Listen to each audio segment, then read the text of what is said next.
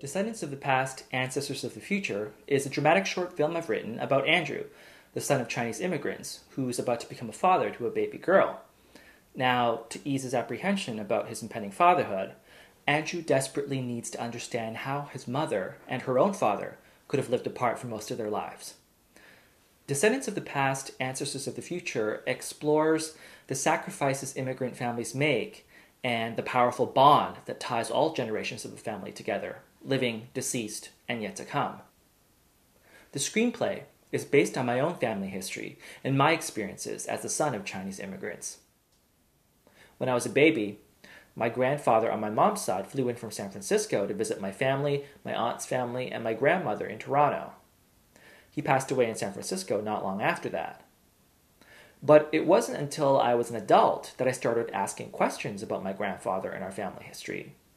What was he doing in San Francisco? How could he have been apart from my mom, my aunt, and my grandmother for so many decades? Why did my mom seem essentially all right with this arrangement? The Chinese are big on humility, so they aren't particularly forthcoming about past accomplishments or hardships. But over the years, I've been able to piece together a somewhat coherent story of my family history.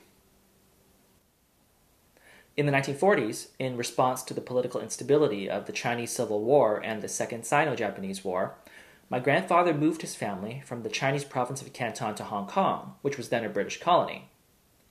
Not long afterwards, my grandfather left for San Francisco, where he continued to support his family by working a variety of jobs, including teaching and translation. In the 1960s, China was in chaos with the Cultural Revolution. Although Hong Kong was still a British colony, it was set to be handed back to China in 1997. So in anticipation of the handover, my mom immigrated to Canada to scout out a future home for the rest of her family.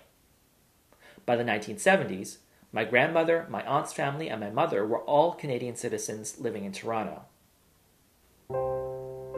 I still don't know why my grandfather was alone in San Francisco, and I probably never will. But the process of struggling with writing the screenplay for Descendants of the Past, Ancestors of the Future has given me the peace of mind that my grandfather didn't abandon his wife and two young daughters over 60 years ago. Whatever his reasons, he had the best interests of his family in mind, interests that lay beyond himself, beyond his daughters, and perhaps even beyond me and my generation.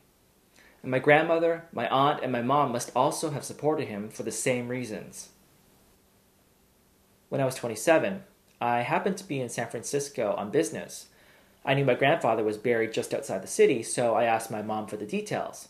Apparently, none of my immediate relatives, including my mom, had ever seen the gravestone, so I was the first to embark on this journey. It was kind of surreal. I remember looking through the rows of gravestones, and when I finally laid eyes on the right one, it literally started to rain. I know it would be totally unbelievable and cheesy in a film, but it actually happened. I took a photograph, developed it, and printed it in the darkroom, and then presented it to my mom when I got back. And I've incorporated this whole experience into the screenplay.